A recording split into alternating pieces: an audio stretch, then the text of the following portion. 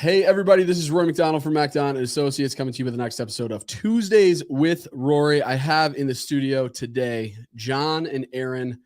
Very excited to have you guys. And on the studio today, or in the studio, excuse me, we're going to be drinking some whiskey, which I'm super pumped about. As many of you know, I am a fan of whiskey. So, John, Aaron, tell us a little bit about who you are, what you're all about, and what is Renaissance Man. Okay. Well, cheers. Yep. Cheers. Yeah, we got to do that. That makes sense. Cheers, brother. Get it started well. Well, so I'm Aaron, John. We're the founders of Renaissance Man. I think it was about back in 2020, the fall of 2020. We wanted to open up a bar, but then we decided, let's do a distillery instead. And the problem of like aging for 8 years was just like something that we couldn't afford. So yeah, we don't have that kind of money or time. Yeah, we're also super 8 impatient. Years? Yeah, come on now. Right. Come on. So we did some experiment leaning on John's organic chemistry background, and I learned this ancient wood burning technique called yakasugi when I was deployed over Japan, and we kind of combined those two brains together to see if we could just circumvent this whole time thing. And our first experiment was successful. So instead of just opening a distillery, we discovered no, we have an invention that should be sold across the globe to distilleries, wineries, and breweries. So we opened up a distillery and cocktail lounge in Port Huron as a flagship to what this invention does, to show off how whiskey can taste and should taste. And then from there, as we grow our brand name in the luxury whiskey world, we will be transitioning to selling our invention to all these different types of alcohol industries. Right on. Yeah. Awesome. Well said, sir. Oh, thank you. Yeah. I've been trying to condense it. You always tell me like I say it's too long-winded. Long-winded. Yeah. Do my best. Use much words. Now you need less words. Yeah. No, I love it. So how do you guys know each other? Let's start with that. Oh, wow. We've known each other for almost 2 decades. It was on one fateful day of a baseball game. So I was playing. Hey, you eating some peanuts? Right. Yeah. So I'm a year older than John. Okay. So I graduated in 07. He graduated in 08. And it was like when he was starting to transition from the man into a woman. No, I mean from JV to varsity.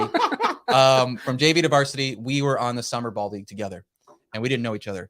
And I just pitched. Actually, nobody knew Aaron because all he would do is sit in the corner, eat his freaking sunflower seeds or peanuts. Right.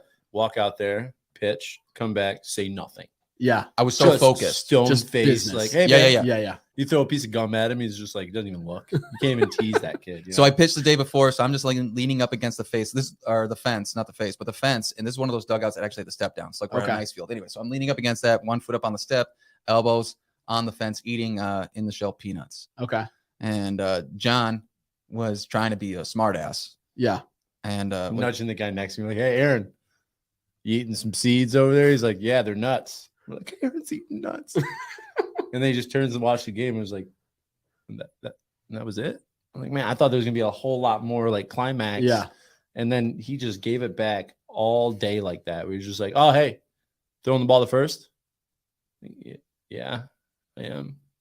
It's just like that weird dry. Neat. Yeah. Yeah, like that weird Bill Murray, like, is Yeah. he being serious or like, is he being a dick? I can't tell. Right.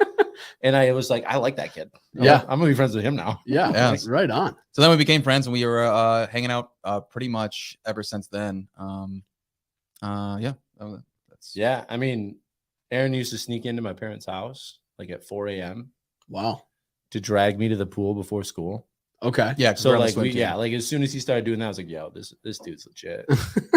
I got a built-in alarm clock and my friend here. This is perfect. Yeah. Well, he's like, yeah, I want to be on the swim team. Like, cool, yeah, because I was doing it to build up my shoulder strengths for pitching. Yeah. And he's like, I want to do it too. I'd never seen my abs before at that Right. time. So Yeah. I was like, well, let's figure out what this is it's about. more of a keg. Yeah. So I he gotcha. lived 10 minutes from my house. I'd drive over there, and he wasn't awake because he's never on time, still to this day. So I would just climb through his bedroom window and be like, dude, let's go. Yeah. And then his dad would get up and his Tidy whitey, yeah. Robe. Who's in my house? Who's in here? Dad, it's just Aaron again. Okay.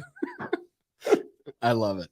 So you guys have known each other for a bit. All that being said, y'all have known each other for a bit, which is awesome. Yeah, so it's always encouraging for me too. Like my business partner here, you guys met him, Brian. Like we've known each other for 13 years. It didn't culminate in high school with him waking me up, getting ready for baseball practice, but it's cool seeing friends do business together. It's cool seeing, you know what I mean? Like, yeah, everyone says it's going to ruin your friendship. It's no, like, dude. Well, that's the only coolest if you part. suck. Yeah, is like friends that can do business together, but also know the switches. Yeah. Right. Like at work, we may be friends, but we're at work. Right. Yeah. These are two different people. Yep. And then I'm outside not of work, screwing around with you at work. You know what I mean? Like, right. yeah, I can understand that for it's sure. really cool. Yeah, that's awesome.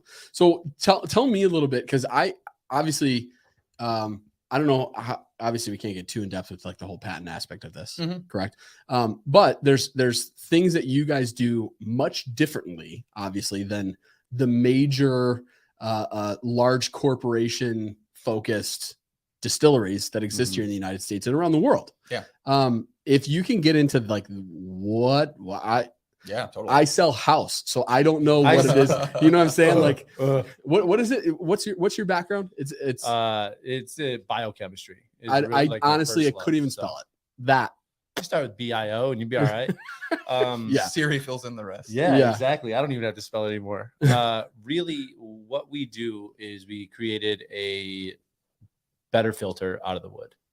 If I can dumb it down into a sentence, that's what we've done. We've created a spongy like wood that will filter out all types of problems that you come through with distilling. Right. Okay. So like there's different types of alcohol esters, there's phenols, there's all kinds of weird Essentially byproducts from distillation. chemical components that you don't want to ingest. Okay. Right. So we made one barrel that will clean it and mature it quicker, faster than you can really emulate through any other what would you call the alternative aging processes? Like there's people that use like ultrasonic waves, right? Oh yeah, lasers, laser compression techs chambers. and, yeah, compression Because chambers. there's people trying to solve this problem with time anyways, right? Like 8 years is a long time, so they're trying to be clever and come up with these things. So they're using lasers, compression chambers, and sound waves. But I think the best way to put it is like so the difference between an 8-year scotch and let's say a 12-year scotch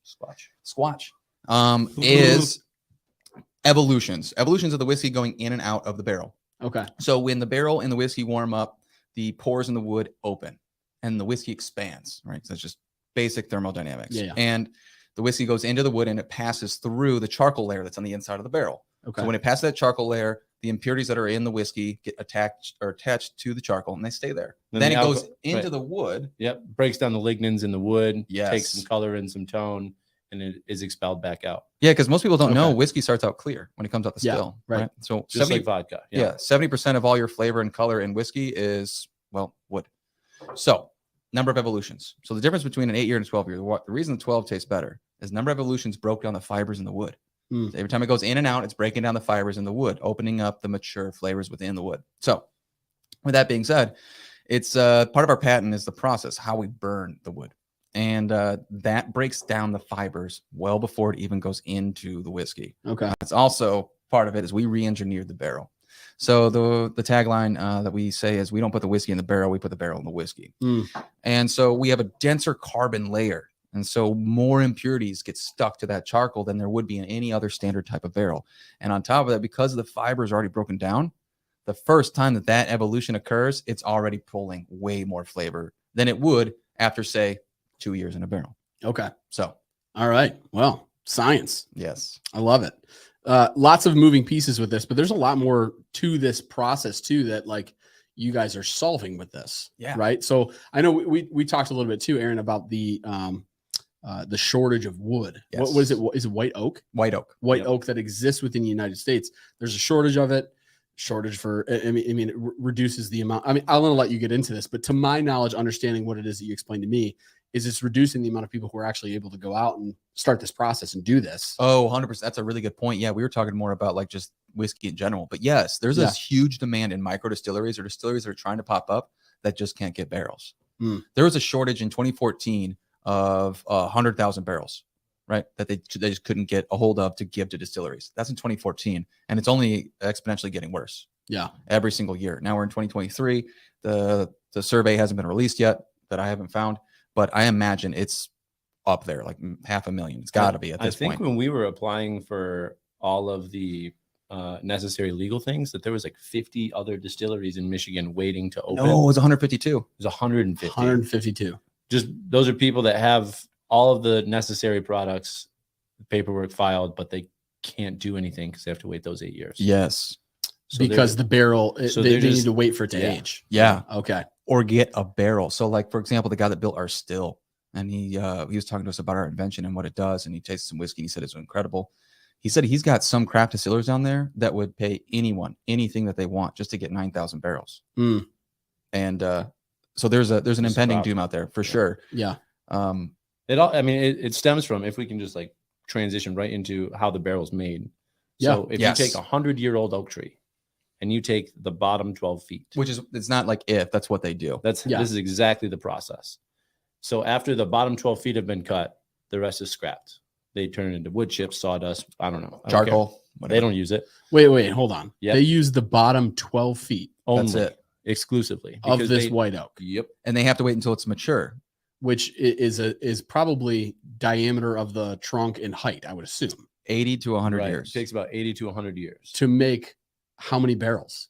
1 to 2. 2. If you're lucky. Best case scenario. Right. Yeah. Okay. 1 to 2 because barrels. you can only take the like this piece of wood wouldn't work. They can't have knots. Right. They have to have perfect grain.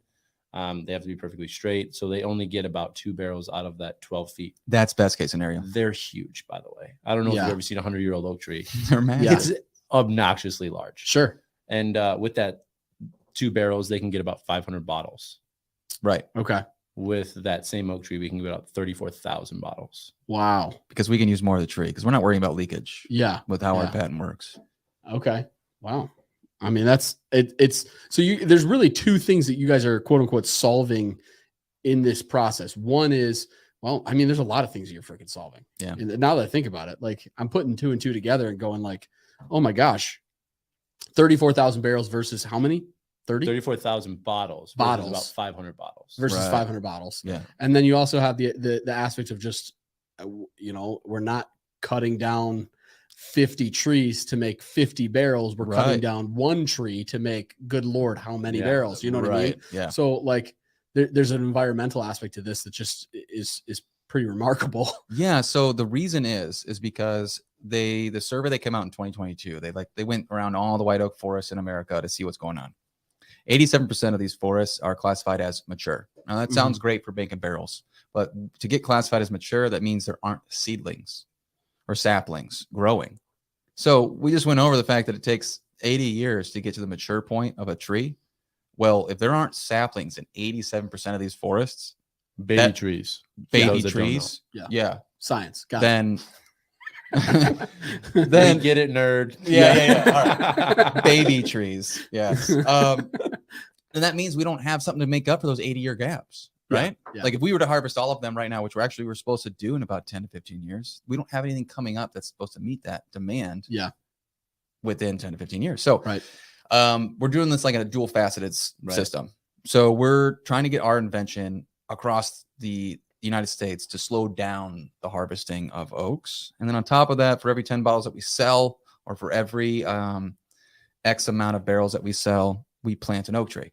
The idea is to slow down consumption and increase supply. Yeah. Right. So like 1 tree, as John said, allows us to make 34,000 bottles. If we sell or we plant a tree for every 10 bottles we sell, that means 1 tree allows us to plant 3,400 trees. Yeah. So we might be the first carbon positive whiskey company. 100%.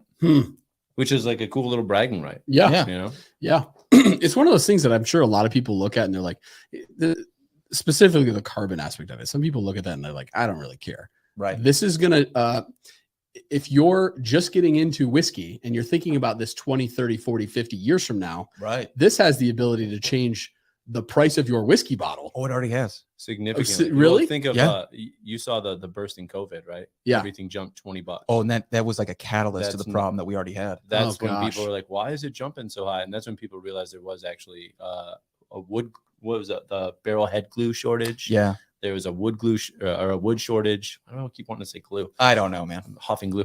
That wasn't really the tip of the iceberg, so to speak. Like there will, like as Aaron said, there will literally be like nothing in 15, 20 years max at the exact same rate. Yeah. Right. So that Blanton's bottle that's already overpriced that I wouldn't pay $40 for. Yeah, it's shout out garbage. to Blanton's. Hey. That's going to be about $4,000. Right. A bottle? Easy. Stop. You can already see it. So we've seen it in the last couple months because like John will take pictures when he's in the store because we always like to try something new, see if like we can pull Yeah. out some flavors that we could mimic or whatever. And he'll take pictures of the price tags, and he does this about every couple of weeks when he's picking out something new. And we've seen the price in the last 3 months. Let's just say for something super basic like a Jim Beam, like rise like in $7 in 3 months, in less than 3 months. and the reason is because these good giant whiskeys are jumping $20-$25 a bottle. Yeah. Easy. Yes. And it's because these big distillers already know. They've known that this is going to happen for the last probably 20 years. 20 years. So they're preparing for it now. Yes. It's They're, also why it's funny because their action to kind of circumvent this is like, we'll just chop down all the Other pines trees in the way of the oaks, right. so that our oaks will grow. They're saying that It's like, well, that doesn't really help much. yeah, their reasoning is that the forests aren't prepared well enough for saplings to grow. So their response to over-consuming white oaks is to cut down maples and poplars and pine trees in the way so that the more light can come in for saplings to grow. But the irony in that is 75% of all forests in America aren't even producing acorns. So thanks for the extra light. Yeah. But so you'll see, because we've seen it, there's gonna be more white whiskeys on the shelf. This was not a thing. When you say white whiskey, what do you mean? Like clears? That old smoky moonshine. Okay, and- okay. Yeah, Yeah. clears. White Dog from Buffalo Trace. Buffalo Trace. Okay. Yeah.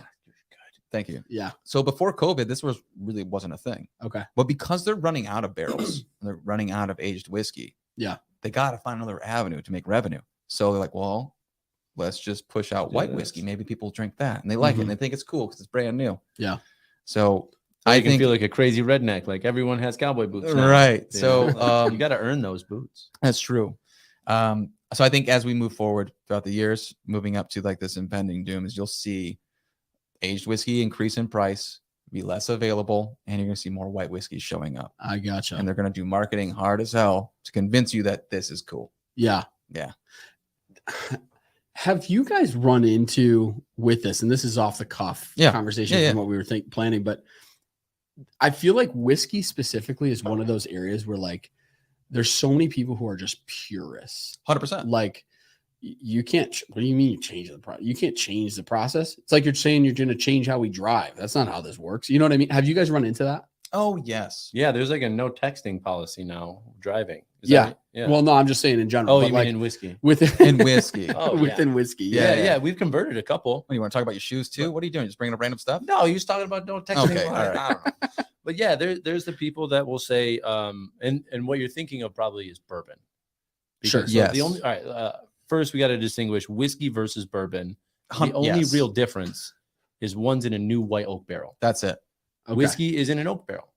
They're both 51% corn, and the rest, no one cares. Yeah. As long as it's in a white oak barrel, new and charred, that can be bourbon. Right. It's never been touched. Doesn't have to be from Kentucky. Unlike Okay. me. Just some of them are. right. Yeah. And then so Irish whiskey, Scotch, they use old barrels. Bourbon is the Bourbon only barrels. one that needs the new barrels. So Yes. it turns out America is the biggest producer of Kentucky bourbon.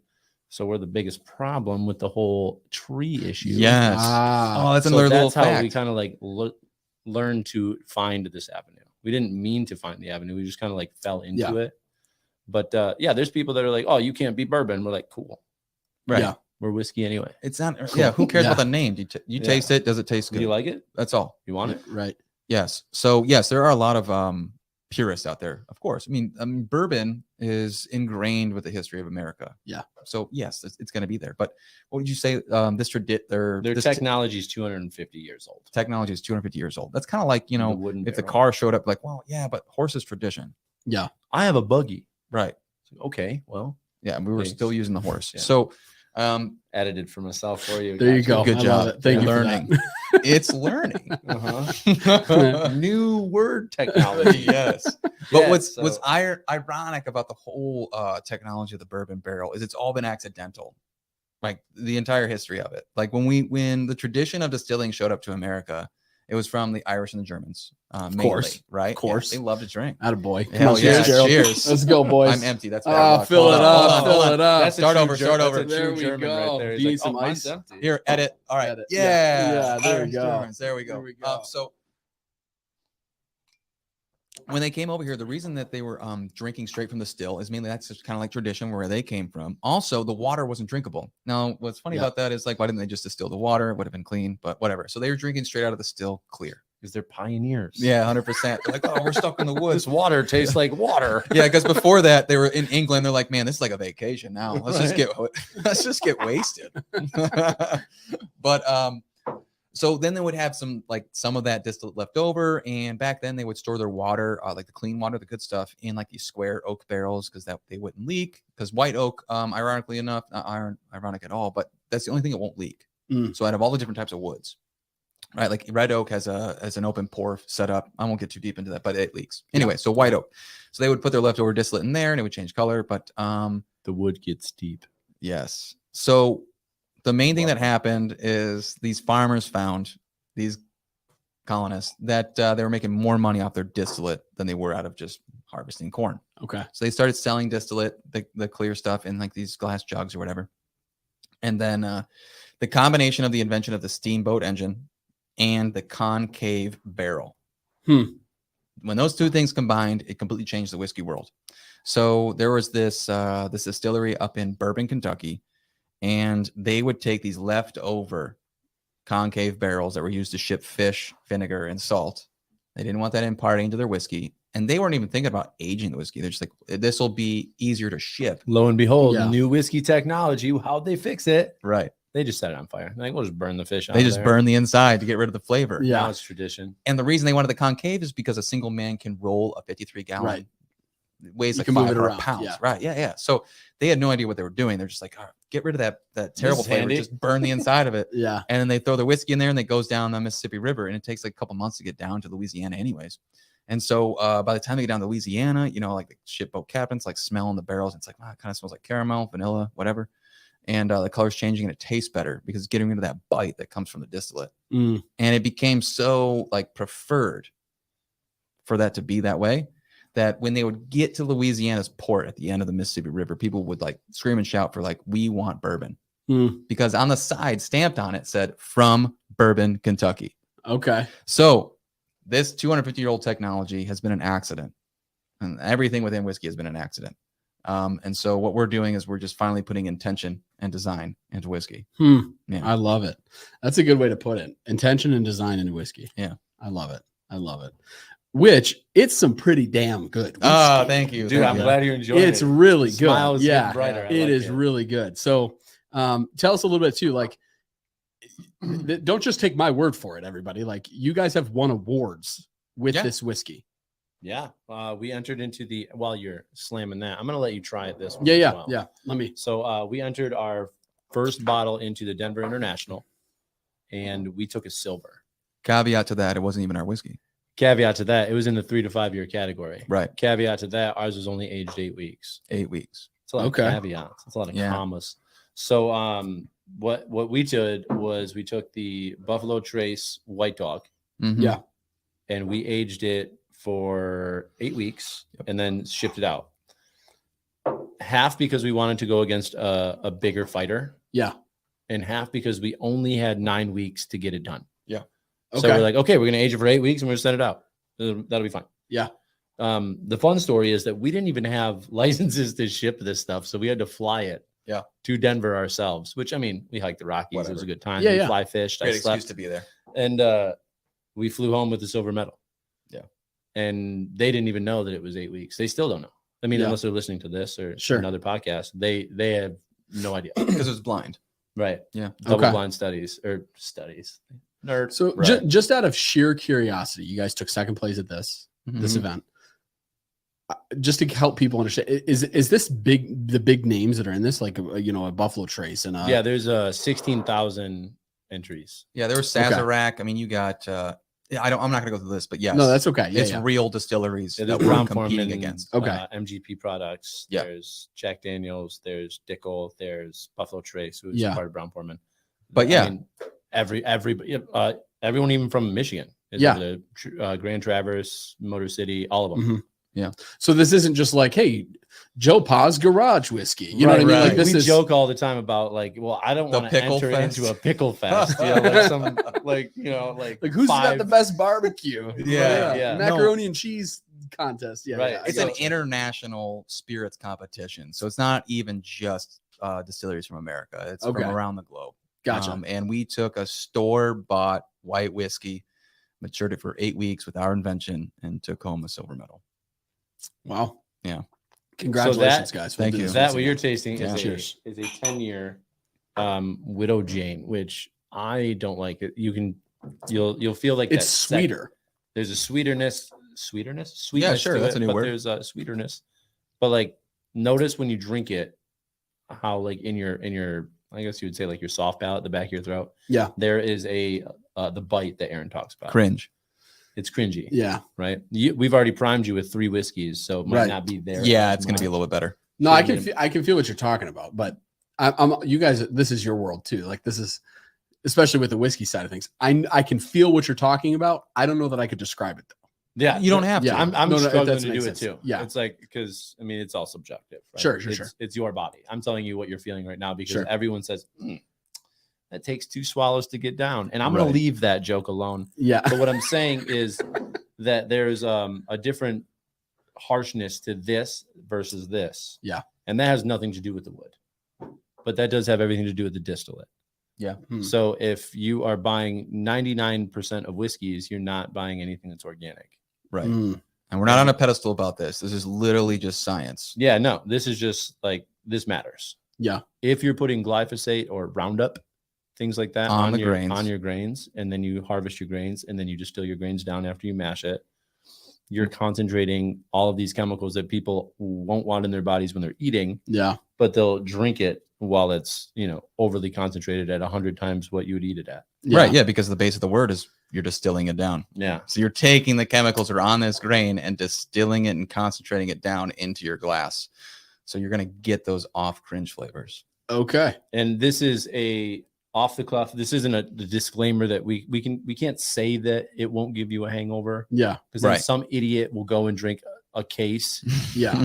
and end up in the hospital and try Right. and sue me. But Right. I personally have drank almost an entire bottle with Aaron's help. Yeah. Yeah. 50-50 on everything. And I woke up like a spring chicken. I felt fine. Yeah. Okay. And I've done this more than once. Just saying. Actually, did it just before I got I here. actually, yeah, I'm on Last bottle night. 2 right now. Yeah. No, but you definitely feel a difference, and you can taste the difference. Yeah. And I feel like that's a lost art. Right. And a lot of businesses like, just do it right. Yeah. Like, instead of trying to cheapen your product and make a bunch of money, just do it right the first time. I 100% would agree with that. And to continue that conversation specifically, that's one of the things that I'm passionate about with the real estate side. So I'm glad that you're bringing this up because that's how I focus. Like I just did a podcast the other day with a guy by the name of Mark Bartholomew. Awesome real estate. Awesome name. Yeah. Oh, dude, Yeah. the dude's awesome too. He came with these stickers that said "Certified Friend of Mark Bartholomew." I was like, dude, you're I need a those. That's baller. awesome. This man. is great. Did he run for class president in high school? Like, is he just ready to go? So this Stickers are is still his hanging business around. plan. This is business plan. So Okay. like a lot of the things that I do is I sit down, I network with people, and I have conversations. And I sit face to face, and I'm not afraid to pick up the phone and go, John, you want to come over and do a podcast? You want to go sit down? You know what I say? Like, Yeah. it's just there's different personalities that exist in your guys' world, in my world, in every world. You know what I mean? Yeah. It is what it is. And he's a big like, I want to go to the concerts, I want to be at the raves, I want to go to Electric Forest. Okay. And so he's like, hey, I don't have cell phone reception out here. How do I network? And so he bought these stickers, which is just like, dude, I never would have thought of this. No, I just talk to people like a normal human. But it just was, it's cool. Like the heart behind it all. You know what I mean? No, So that's super cool. I'm going to steal that idea so fast. it's brilliant. Yeah. Yeah. It's absolutely brilliant. Or you put it on the bottom of the whiskey glass or bottle. So that every time you pour it, everybody sees it. Like, hey, what's on the bottom of your whiskey? Blah, blah, Mm. blah. New conversation. not right? a bad idea. Yeah. Yeah. Or something I'm for a you. Renaissance man. Yeah. Okay. Yeah. Oh, you What got it. is a Renaissance man? Is it just put a vest on? You guys both got the vest on. You should have called me and said, hey, Oh, It's too well. warm for a jacket, ah, but Yeah, we wouldn't normally wear a jacket. I mean, really, or a tie. Yeah. Wow, you look sloppy. I know I'm super sloppy today. Same. No. So the definition of a Renaissance man, right, is we can distill it down to somebody that takes interest in many Clever. things. Thank you. That's what I do. But what is the actual saying? Master of one or master of none. Right. I'm 5 whiskeys deep. What is it really? Right. So it's a jack of all trades is a master of so a master of one is better than a jack of all trades, but a jack of all trades. I don't think you're something like that. right. But anyways, a Renaissance man essentially. We should Google that. We need a Yeah, Jamie. We should, You know but what I mean? essentially, a Renaissance man is someone that has many interests and is an expert in multiple avenues. Like so, for example, list it. Go. Kellogg's. Biochemistry. Oh, you're talking about our things. Yep. Biochemistry. Biochemistry. Then keep going. I thought we were bouncing back and No, forth. no. Keep going. Biochemistry. Organic chemistry. Yep. Woodworking. Yep. What else do I do? Biohacking. Stand-up comedy. Stand-up music. comedy. MMA fighting. Yep. Making music. Yep. We're family men on top of this. You were a Marine. Do you want to keep going? That's good. A whole bunch. So more then it'll be a competition. Like, no, Aaron does that. no, I do this, and Aaron tackles rams, and No. I drive them. And we're not measuring talents. Oh, Yeah. well, throw your talent on the table. No, I'm not doing that. So, but anyway, so long story short is like we know a lot of different things specifically about certain stuff. So like that's the definition of a Renaissance man. If you think about I'm not saying we're anywhere close to like a Da Vinci, but the idea is that he had so many different interests and was doing it so well. So what got us here is our extensive background of different things that we're interested in that we've executed. To Basically, never being grown up and being a curious little child. Curious little kid. Yeah. Yeah, like what happens if I do this? Yeah. Has nothing to do with the outfit. I know that was the original question. Yeah. So the reason we went with this is, you look really good. Aaron looked really good. You look. no one wears this anymore. Yeah, it's true. And so we wanted to stand out. And back when we were first starting this company and we started doing our interviews and meeting potential investors. What do you Our first meeting with Stefan. Oh, well, no, let's not bring that up. So I was wearing this giant Converse, dude. He looked like Run DMC, dude. No, like you walked in. It was from the 70s, like his Really? 1978 Converse. God. He like pretty much got it at Goodwill. Store. It was retro, yeah. Yeah, sure. And he was like, "Are you part of the mafia?" Like just straight up. He Aaron's did in a- kind of look like a Russian mafia. I was just like, "Oh, my last name is okay." Fitzgerald Because it was Yeah. red with I white am stripes. the Irishman. Yeah, Yeah, it was wonderful. I love it. So that was my introduction of like, hey, you gotta kind of look like you're an appropriate businessman.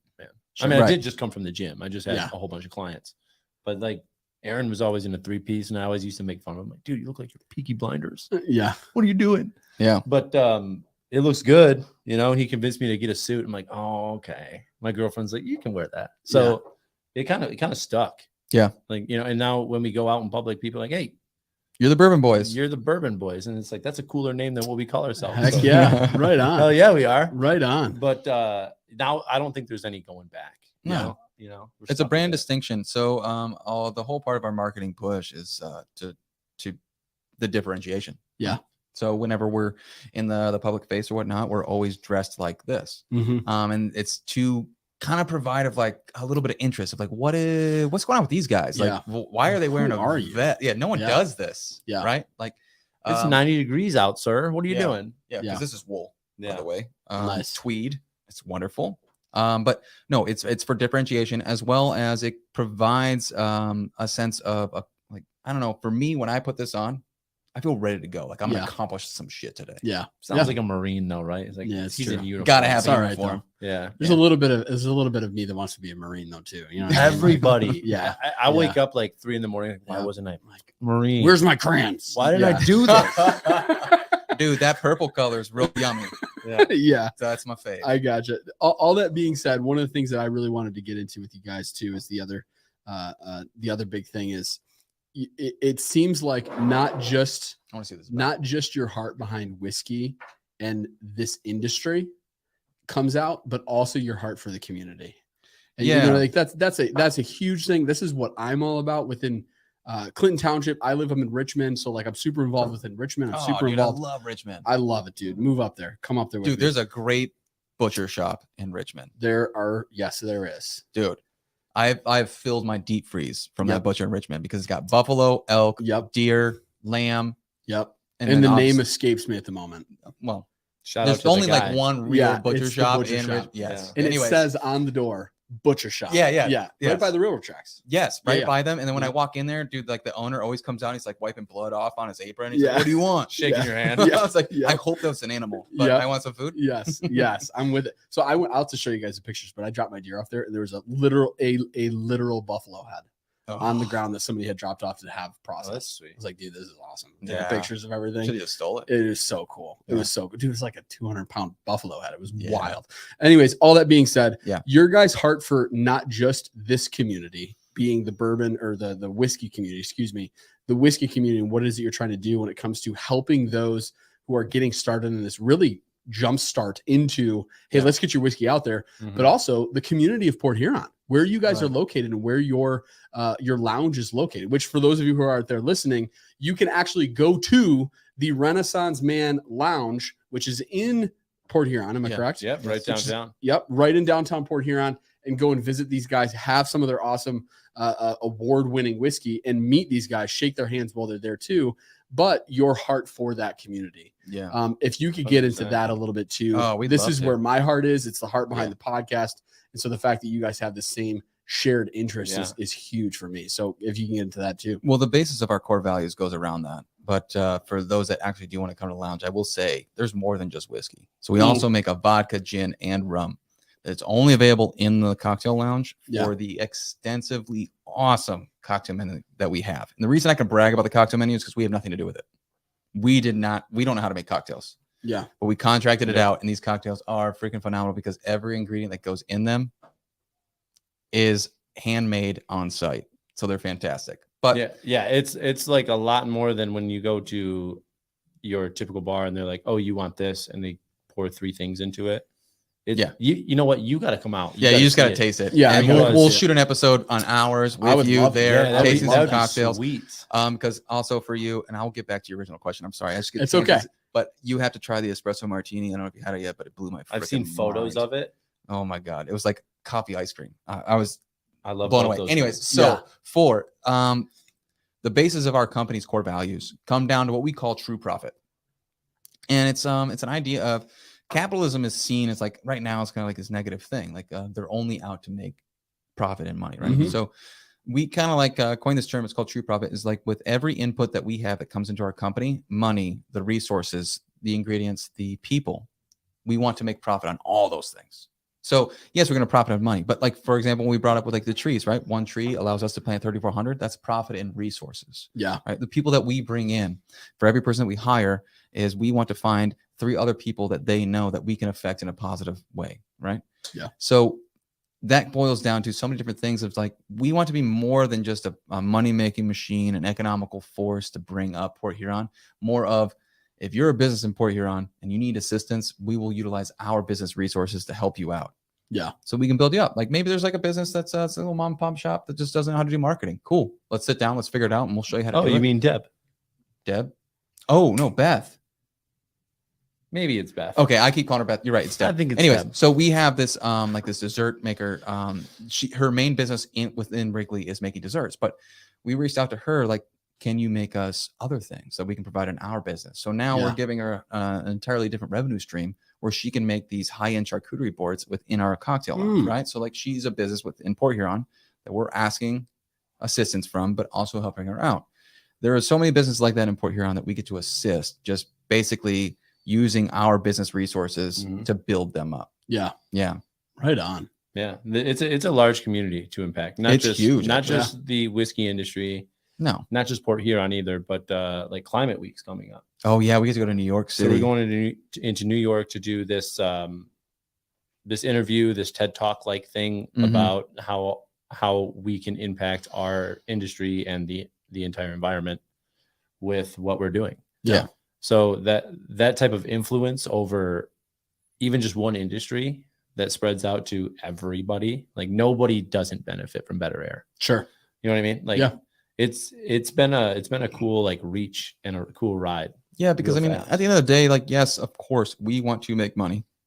But of course, we want the company to make as much money so we can cause as much change as we want to want to cause. We both have things that we want to change in the world, and that requires capital. Yeah.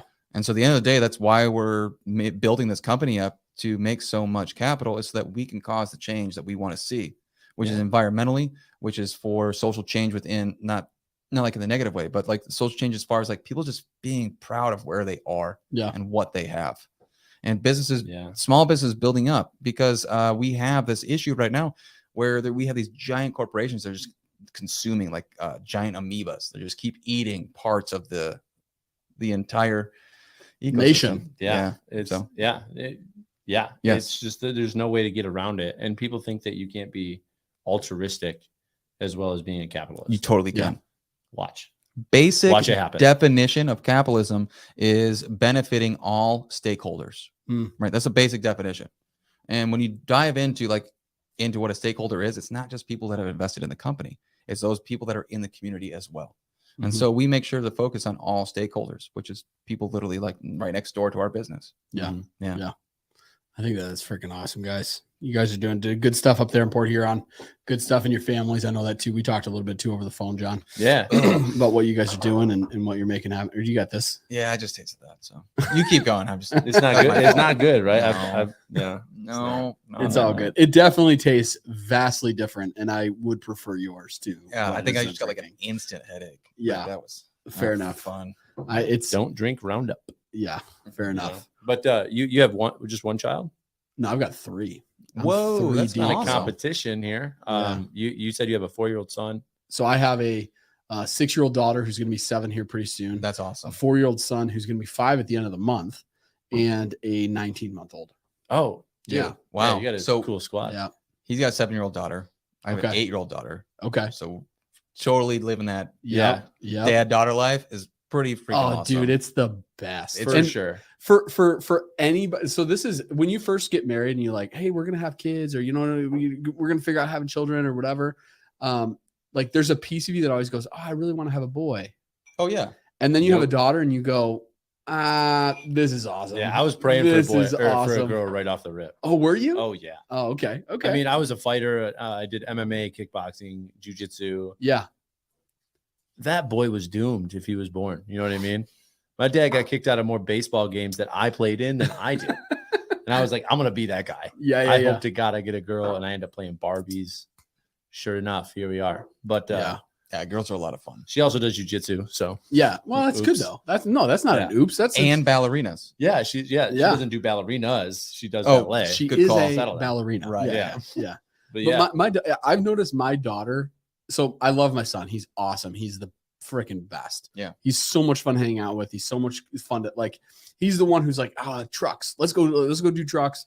He'll jump on the tractor with me and drive around. Like he's so much fun. He's a blast. But like a pocket homie. Yes, exactly. Like, hey, dude, mini me. He's mini me. Anything you want to do, Dad, you're awesome. Dude, I'm gonna do that too. Yeah. I just want to be you. You know, like which is awesome. But my daughter, specifically my older daughter, her name's Lila. No matter what it is that I'm doing. So the other day I was like cutting bushes. Like we bought a foreclosure and there was like all kinds of crap all over the house and like we had to fix stuff. So I've got most of it done except for like this one section of outside. So I need to cut down these 6 bushes and they're way overgrown. Like they would not fit in this room. I cut them down and made a big burn pile in the back. And I'm not joking. It's 7 feet tall. It's awesome. Huge. That's a good time. All that being said, she was the one out there cutting the branches with me. Oh yeah. You know what I mean? Like listen, Dad, I love you. You're the best. I just want to be next to you. Yeah. Yep. You know, like whatever you need me to do, I'll do it. I don't care. I just want to be with you. Yeah. Yep. And like that aspect of having a daughter, it's the best. It's the best. It just melts your heart. So I have a 12-year-old son. Okay. And an 8-year-old daughter. Yeah. So my son is so good to go because right now at his age, we could have getting some more of this. Yeah, go for it. Please do. The ice is gone. I don't know if you want more ice, but I can do inappropriate jokes with him. I can show him ridiculous movies like Ace Ventura and like he won't breathe. And I'm like, yes, because all men are still just 12, 13-year-old boys. Oh, 100%. Just with responsibilities, right? Yeah, so like we get to have that fun. But just to what you're talking about is like when I'm in the wood shop and I'm doing something, he doesn't want to be out there. He wants to do his thing. I get that. Me too. Yeah. But my daughter will be out there like, Dad, can I do something too? Can I run the CNC with you? Right. And it's like, well, not really, but we can hang out together. Here's like some other stuff. And like, she'll just hang out in there, like pretending to hammer nails or whatever. Yeah. Right. daughter just wants to be around dad at Mhm. all times, and it melts my freaking heart. Yeah. And I love it to death. It's the best. Yes, dude. It It's is the so great. best. Good nights are different too. Like you'll find like when your son gets older, right? Yep. When I say goodnight to my son, like he of course gives me like the best hugs ever. He's like, dude, dad, you're cool. You're Yeah. my Superman, right? And I Yep. get that because we've all had dads. Yep. But my daughter's more like, hold on, I gotta tell you about my day. Like, Yeah. and it's like, oh, that's awesome. All right, love you. Good night.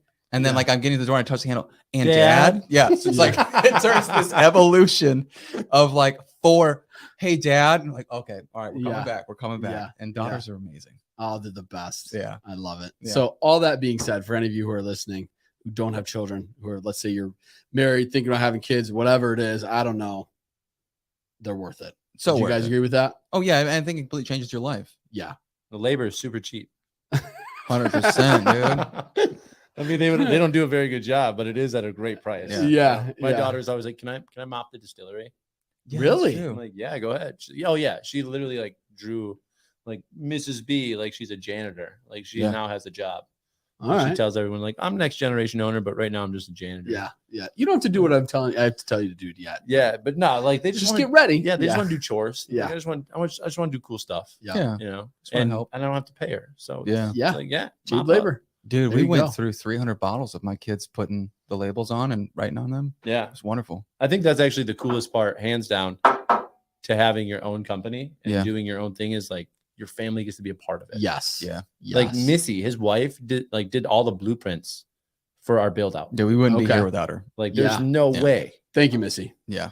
Cheers. for Right. These Thank guys you, wouldn't be on Missy. this podcast Yeah. if it wasn't for you. So Yeah. we're thankful for you. And then when we finally got open, our kids were, I mean, they had firsthand experience on what it's like to do something. Yeah. It's not your bedroom because I told you to. It's that we have guests coming in 5 hours and we need to mop, we need to do this. And they were all about it. They loved it. They're Yeah. like, oh, Dad, can I run in the bottles too? Yeah. Yeah, I've got a million other things to do. You guys totally knocked that out. Yeah. Yeah. But I think that's probably better than school. You Sure. know? Like they get firsthand experience on what I it's mean, like to school's be a grown-up. important and it's good, but Yeah. Reading's cool. I mean, well, Math is you need nice. to know how to read. Yeah. It's Yeah. on. Mrs. says the biochemist in the room. Yeah. Right. Yeah. I like Yeah, to read, but reading's overrated. Yeah. you can ask. I'm definitely not here for math. You Yeah. know? Yeah, Aaron that's does my math. role. Yeah. Okay. I can do letters real well, but No, school is numbers awesome. are tricky, you know. But what was I think the most pride that we ever got is not like actually being able to open the business. It was seeing like our kids being inspired, right? Like when they would show up there, like, oh, we're helping out dad Yeah. to do this Yeah. thing. Yeah. This is Yeah. so cool. if you ask them, we own a business. Like, Yeah. they think that they're part owners. Oh, And I our love that. daughters are always conniving together. Yes, Oh, I love it. they're ready. Yeah. I love it. They're so ready. My daughter sold 7 bottles already. I love it. Just by like saying, if you like this, you should buy a bottle. I'm like, Brandon, you can't do this. You got to go in the back. Yeah. And they're like, well, she's so cute. I'll have her. Fine. I'll take two. Yeah. Yeah. I'm like, dang, like, Yeah. get out of here. Yeah. You know? Start giving her a commission. I love it, dude. I love it. I think her life is commissioned. Okay, that works. Right? Yeah. No, but I am so thankful that you guys made the time to come down here from Port Huron, Metamora, where you guys live. I'm thankful that you took the time to come down to Clinton Township, come into the studio, bring some Absolutely, whiskey man. so that we could try it, differentiate between what else that's on the market, and just really just sit down and hang out. I'm Yeah. very thankful for you guys, and it makes me even more so want to come out and check out the Renaissance you'll Man's like it. Lounge. Because you guys are just real. Like just sitting down and having a conversation with you guys are just real dudes. Yeah. This is And not I'm- and I'm- rehearsed. No, Yeah, it's not. not We're at just all. hanging out. Not at all. Yeah, a couple whiskeys deep. We're all good. But no, very, very thankful for you guys. For anybody out there who just like, hey, I might have more questions. Where do I follow you or see what it is that's happening at the Renaissance Men's Lounge or just with your guys' whiskey? Where do they go? I have the website scrolling across the screen right now, but do you guys have like, Instagram, Facebook, or anything like that you guys are currently on right now? Yeah. So Instagram is Renaissance Man Co. And then Facebook is Ren Man Co. And then if they go on the website, they'll find an easy link to email our COO in the company, which she'll direct to me and John. And also they can easily just call us. Yeah. Yeah. We're always available. Do you mind giving the phone number? Yeah. Because I actually don't know it. We just got a new phone. Oh, in, did like, you? 4 Oh, days It's ago. on gosh. Google. Yeah, I would It say is it's on on Google. Google. That's Fair all I've enough. been saying too. Yeah. but- So- I don't so know it by heart. It's not because I don't want you to call. It's just don't know I right don't. now. We Yeah. just got it. Before it Yeah. was like my personal phone number was on the Google listing of like, hey, call this if you want to call Yeah. a distillery or lounge. But now we have an official number. It's on the Google listing. Yeah. So if they just search Renaissance Man Distillery, they'll Fair definitely find enough. that number. And we're always available. So, I love it. I love it. So if you're out there and you are interested in getting to know more about what it is that's happening at these guys' lounge with their whiskey that they are creating, and more importantly, just what it is that's happening up in Port Huron because of these guys and what it is they're doing, go check out their website. And if you're a kind of a hipster and getting ahead of everything, they don't even know their friggin' phone number yet. You guys are ahead of the game. Go check them out. They're awesome. Very thankful for you guys. Cheers to you guys one last time. Absolutely. Thankful for you guys being in the brother. studio. This was really nice. Thankful for you all. Besides that, you guys have a very blessed day. We'll catch you next time on Tuesdays